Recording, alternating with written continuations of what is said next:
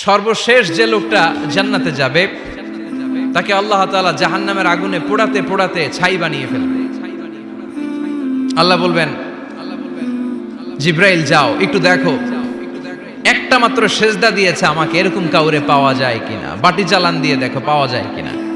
খুঁজে খুঁজে কাউরে পাবে না। আল্লাহ বললেন আবার দেখো, খুঁজে খুঁজে একজনকে পাবে, সামান্য ইমানের ছিটে ফোঁটা তার অন্তরে ছিল। আল্লাহ বলবেন যেহেতু ছিটে ফোঁটা আছে, অনেক মায়ের খাইছে, ওকে বের করে জাহান্নাম থেকে বের করে একটা নির্ধারিত দূরত্বে রেখে দাও। রেখে দেয়া হবে, কিন্তু জাহান্নামের আগুনের লেলিহান শিখাতে তার গা ঝলসে যাবে। সে আল্লাহর ডেকে বলবে, মাবুদ তোমার কাছে আমি কিছু চাই না, জাহান্নাম থেকে তুমি আমাকে বের করেছো, জীবন নদীর পানি তুমি আমার গায়ের মধ্যে ঢেলে দিয়েছো, আমি আবার সজীবতা ফিরে পেয়েছি। আমি তোমার কাছে জান্নাত চাই না, শুধু নিরাপদ একটা দূরত্বে আমাকে রেখে আসো, যাতে জাহান্নামের আগুন আমারে কষ্ট দিতে না পারে। আল্লাহ আমি কিন্তু তোমার কাছে জান্নাত চাই না। কি চাই না?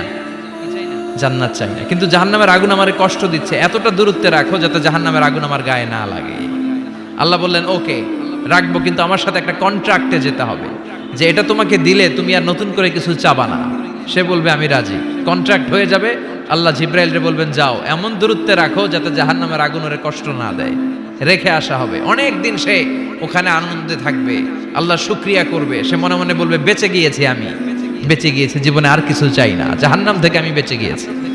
অনেকদিন থাকার পরে মনে মনে ভাববে বাইসা তো গেছি, কিন্তু নতুন করে একটু ট্রাই করে দেখি, জাহান্নামের সৌন্দর্যের দৃশ্য একটু চোখ দিয়ে অবলোকন করা যায় কিনা। সে আল্লাহরে ডেকে বলবে আল্লাহ ইনদি সুআল, আমার একটা ফরিয়াদ আছে। কি ফরিয়াদ? আল্লাহ আগেই বলে রাখি আমি কিন্তু জান্নাতে যেতে চাই না। আল্লাহ বলবেন কি চাও? সে বলবে আল্লাহ তোমার জান্নাতটা তুমি কত সুন্দর করে বানিয়েছো, আমি একটা নজর শুধু দেখতে চাই। জান্নাতের দরজার সামনে নিয়ে যদি আমারে বসিয়ে রাখো, দ্যাটস ইনাফ, আর কিছু চাই না, শুধু জান্নাতের দরজার সামনে। আল্লাহ বললেন তুই না ওয়াদা করেছিস, তুই না চুক্তি করেছিস। সে বলবে আল্লাহ আমারে হতভাগা বানাইয়া তোমার কি লাভ? সুবহানাল্লাহ পড়েন। আমারে তুমি হতভাগা বানিও না। আল্লাহ বলে ঠিক আছে, আবার সিগনেচার কর যে জান্নাতের দরজার সামনে বসিয়ে দিলে আর কিছু চাবি না। সে সিগনেচার করে বলে আমি চাবো না। আল্লাহ বললেন জিব্রাইল বেচারারে ধরে জান্নাতের গেটের সামনে বসায় দে। এবার জান্নাতের গেটের সামনে বসে বসে জান্নাতের সৌন্দর্য দেখা শুরু করবে। সুবহানাল্লাহ। এমন সৌন্দর্য যেটা চোখ দিয়ে কেউ দেখে নাই, কান দিয়ে শোনে নাই। ওই সৌন্দর্য চোখে দেখে, কান দিয়ে আওয়াজ শুনে, মাগার ভোগ করতে পারে না। অন্তরে জ্বালা আছে না নাই? এয়ার কন্ডিশনের রুমে ঢুকতে না পারলেও, এয়ার কন্ডিশনের রুমের দরজার বাইরে দাঁড়ালো, এয়ার কন্ডিশনের রুমের একটা ঠান্ডা বাতাস গায়ে লাগে না? কথা বলেন তো। ও যখন জান্নাতের দরজার সামনে দাঁড়াবে, ওর গায়েও এরকম জান্নাতের ঠান্ডা বাতাসের হিমেল ছোঁয়া গাটাকে শীতল করে দিবে। ওই শীতল হয়ে যাওয়ার পরে আর তো সহ্য হবে না, আবার আল্লাহরে ডাকবে। মনে মনে ভাববে আর একটু ট্রাই করি না, দোষ কি, আস্তে আস্তে অনেক দূর তো আগাইছি। সুবহানাল্লাহ কইবেন না? এবার আল্লাহরে বলবে আল্লাহ ইনদি সুআল, আল্লাহ তুমি যদি কোনো বিষয়ে নতুন করে ডিসিশন নাও, তোমারে জিজ্ঞেস করার মতো কি কেউ আছে? আল্লাহ বলে না, আমি তো সব রাজার বড় রাজা, মহারাজা, আমার উপরে তো কারো কথা চলে না। ওই হতভাগা লোকটা বলবে আল্লাহ এত সুন্দর জান্নাত তুমি বানালাম, চোখ দিয়ে সৌন্দর্য দেখি, কান দিয়ে আওয়াজগুলো শুনি, হুর আর গেলমান হেঁটে বেড়ায়, এত সুন্দর জান্নাত চোখ দিয়ে দেখি, ঢুকতে পারি না, আমারে কষ্ট দিয়ে তোমার কি লাভ?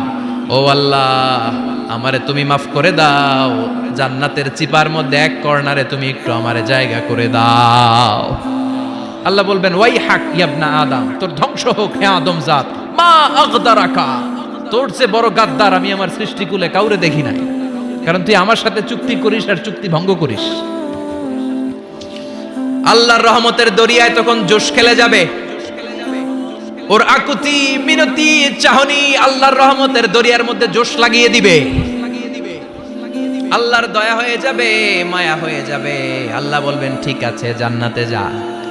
লোকটা এবার এক দৌড়ে জান্নাতের ভিতরে ঢুকে যাবে। লোকটার দৌড় দেখে আবার লোকটারে আল্লাহ ডেকে বলবে একটু দাঁড়া, একটু দাঁড়া, জান্নাত তো দিছি, তো দৌড় দিলি কেন? সুবহানাল্লাহ কইবেন না? লোকটি বলবে আল্লাহ প্ল্যান তো আমি কম করি নাই, এত চেষ্টার ফলে আমি আসতে পারছি, আবার যদি তুমি বাইর করে দাও, এই জন্য এক দৌড়ে এমন চিপার মধ্যে লুকামো যাতে তুমি আমার না দেখো।